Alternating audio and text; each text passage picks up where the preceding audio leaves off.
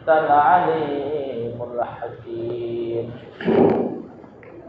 شكرا مدوكين اللهم صل على محمد وعلى آل محمد كما صليت على إبراهيم وعلى آل إبراهيم إنك حميد مجيد.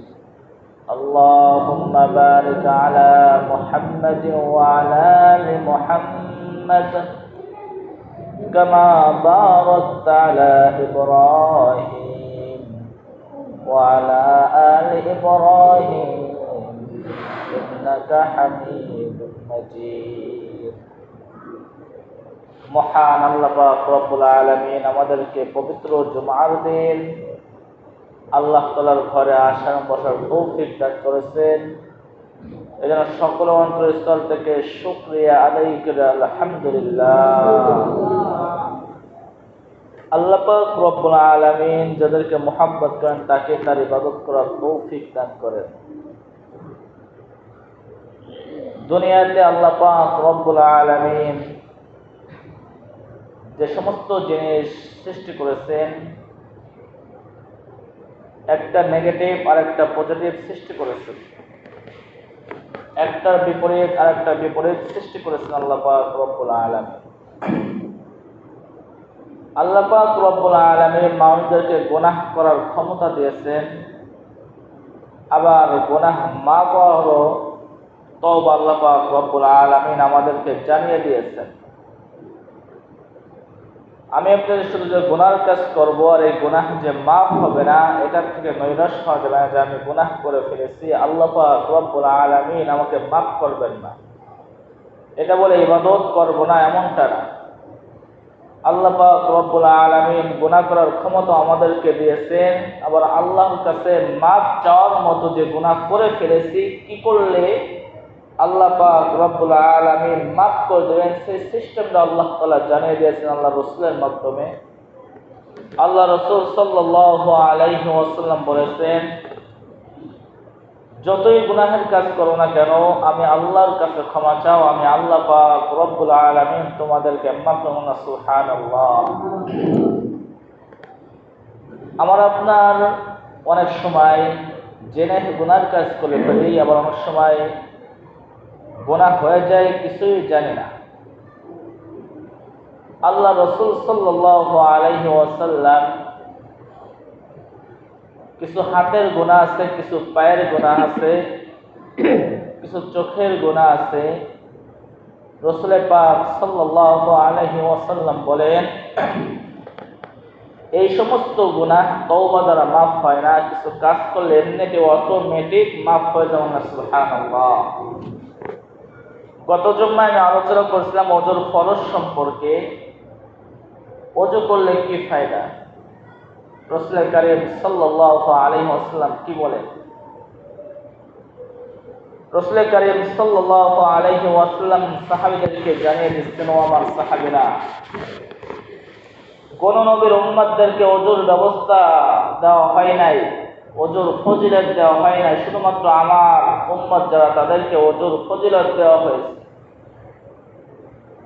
রাসূল কারীম সাল্লাল্লাহু আলাইহি ওয়াসাল্লাম সাহাবীদেরকে বলতেছেন, ও আমার সাহাবারা ভালো করে শোনো,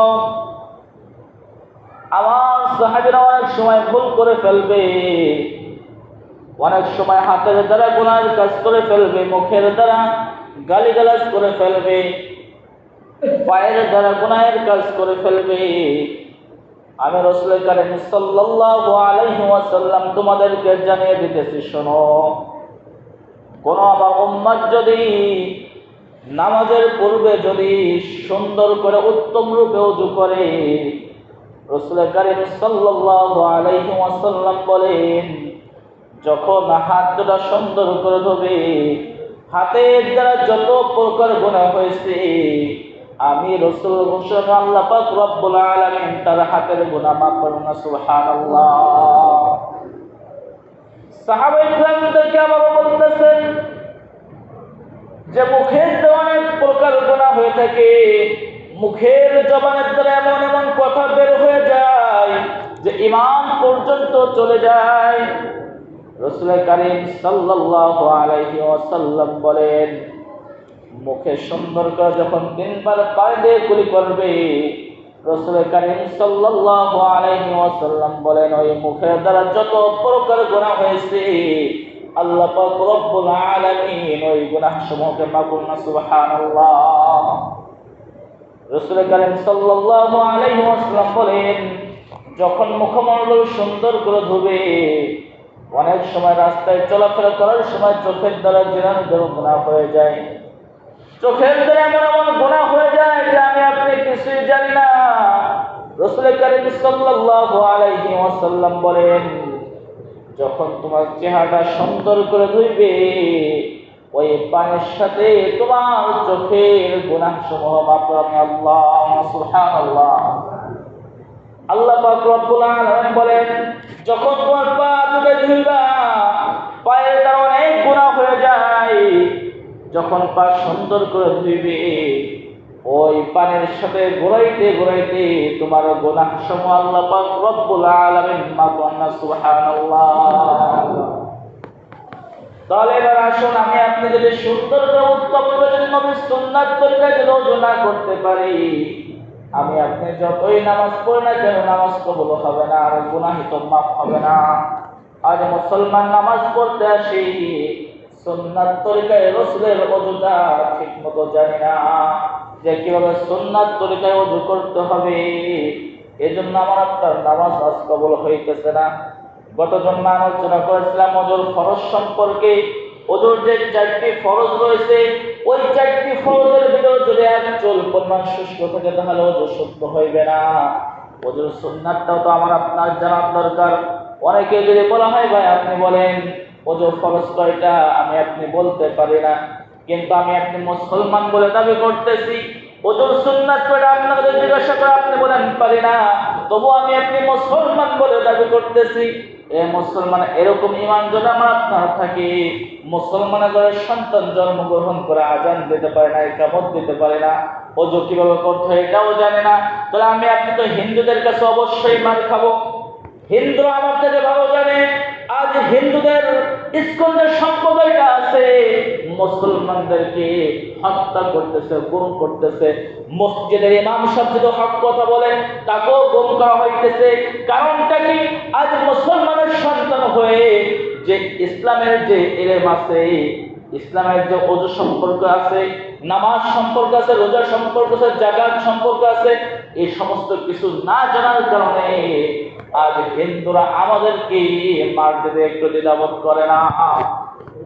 এমনটা হয়ে গেছে না যে হিন্দুরা আমাদের থেকে বেশি জানে। আজ কোন হিন্দুর বাচ্চা আমাদের ঈদগাহ ময়দানে এসে 2 রাকাত নামাজ পড়লো না, হজের ময়দানে আসতে পারে না, কিন্তু তাদের যখন পূজা হয়, তাদের কাছ তাদের ওই পূজা মণ্ডপ আমি আপনি যে আনন্দ করি, তাদের পূজা মণ্ডপে যে গান শুনতেছি, তাদের পূজা মণ্ডপে যে ছেলে সন্তানদেরকে আমি আপনি খাবার কিনে দিতেছি, এই মুসলমান একটু লজ্জা থাকার কারণ তারা মনে করে যে মুসলমান তো আমাদের ভাই, মুসলমানদেরকে যদি আমরা হত্যা করি, গুমও করি, কোনো সমস্যা নাই। এই জন্য আজ দেখেন বাংলার জমিনে আজ হিন্দুরা কয়েকজন মানুষ তারা আজ মুসলমানদেরকে হত্যা করতেছে, আবার আপনার বোনদেরকে তারা ধর্ষিত করতেছে। এই ইসকন বাহিনী, ইসকন মানে হিন্দুদের একটা সম্প্রদায়, তারা হিন্দুদের মূর্তি বানায়, মন্দির বানায়, অনেক হিন্দুদেরকে টাকা পয়সা দিয়ে সাহায্য করে। আজ তারাই আমাদের দেশে এসে আমাদেরকে হত্যার হুকুম করতেছে, আমার আপনার মেয়েদেরকে ধর্ষিত করতেছে। মুসলমান যে কথা বলবে, সরকার যে কথা বলবে, এই সরকারও কথা বলতেছে না তাদের বিরুদ্ধে। কারণটা কি? আমার আপনার সেই ঈমানটা নাই। আর যদি আমি আপনি সাহাবায়ে কেরামের ইতিহাস যদি জানতাম যে রাসূল কারীম সাল্লাল্লাহু আলাইহি ওয়াসাল্লাম সাহাবীদেরকে কেমন আদর্শ দিয়েছেন, তোমরা যতই সম্পর্ক রাখো, তোমাদের মুসলমানদের সাথে সম্পর্ক ভালো রাখতে হবে। সাহাবায়ে কেরাম বলেছেন মুসলমান প্রত্যেক পুরো শরীরে নাই। আর দেখেন আমার আপনার মুসলমানদের সাথে সম্পর্ক নাই, সমস্ত সম্পর্ক হইতেছে বেদুইন কাফেরদের সাথে। যারা নাসারা তাদের সাথে আমার আপনার সম্পর্ক হইতেছে, তারা আমাদের ভিতরে ঢুকে আমাদেরকে হত্যা করতেছে।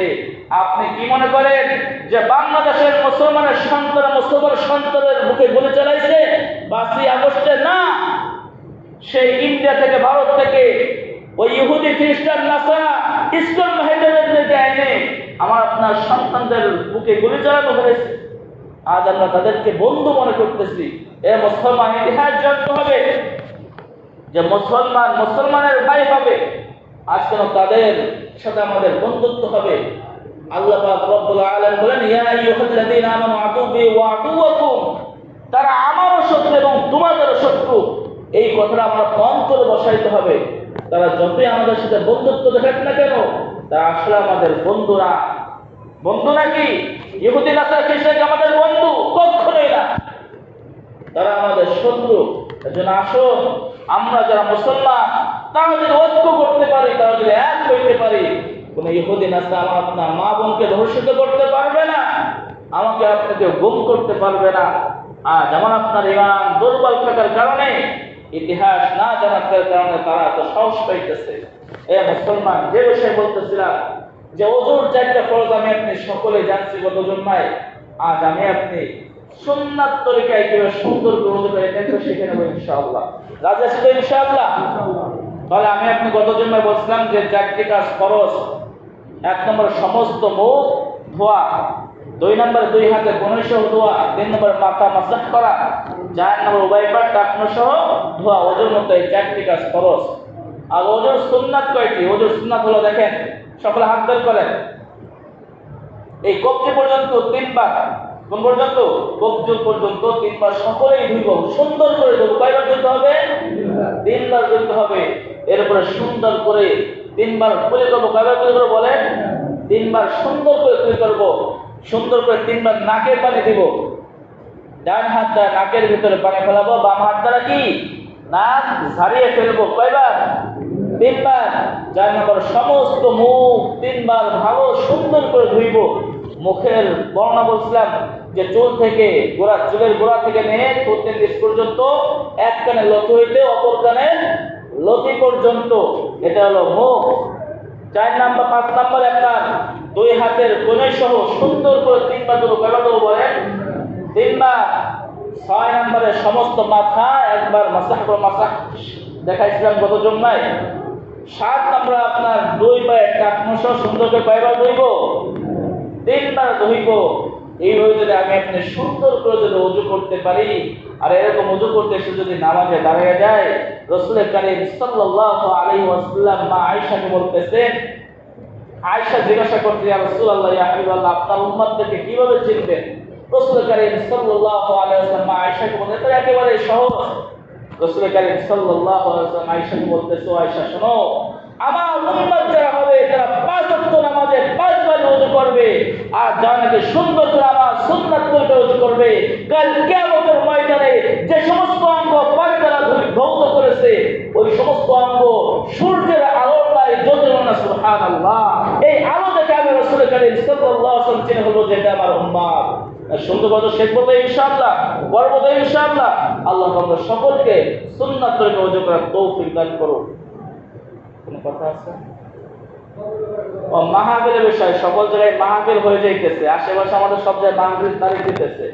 আর আমরা তো সকলে ফজিলত জানি যে আমরা যদি মাহফিল দিতে পারি, আর এই মাহফিলের মাধ্যমে যদি একজন ব্যক্তি যদি হেদায়েত পেয়ে যায়, একজন ব্যক্তি যদি নামাজি হয়ে যায়, তাহলে সমস্ত মানুষ আমরা জান্নাতি হয়ে যাব তাদের ওসিলায়। সুবহানাল্লাহ। যারা মাহফিল দিতে হবে না ইনশাআল্লাহ, এই সেক্রেটারি সভাপতি না মাহফিল বিষয়ে কিছু কথা বলবে।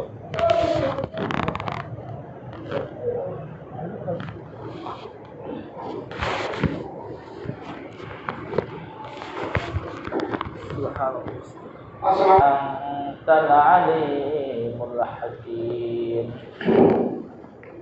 شكرا مدوتين. اللهم صل على محمد وعلى آل محمد كما صليت على إبراهيم وعلى آل إبراهيم إنك حميد مجيد. اللهم بارك على محمد وعلى آل محمد كما باركت على إبراهيم وعلى آل إبراهيم إنك حميد مجيد. মহান আল্লাহ পাক রব্বুল আলামিন আমাদেরকে পবিত্র জুমার দিন আল্লাহ তাআলার ঘরে আসার বসার তৌফিক দান করেছেন। এজন্য সকল অন্তরস্থল থেকে শুকরিয়া আদায় করে আলহামদুলিল্লাহ। আল্লাহ পাক রব্বুল আলামিন যাদেরকে মুহাব্বত করেন তাকে তার ইবাদত করার তৌফিক দান করেন। দুনিয়াতে আল্লাহ পাক রব্বুল আলামিন যে সমস্ত জিনিস সৃষ্টি করেছেন, একটা নেগেটিভ আর একটা পজিটিভ সৃষ্টি করেছেন, একটার বিপরীত আর একটা বিপরীত সৃষ্টি করেছেন আল্লাহ পাক রব্বুল আলামিন। আল্লাহ পাক রব্বুল আলামিন মানুষদেরকে গুনাহ করার ক্ষমতা দিয়েছেন, আবার গুনাহ মাফ করারও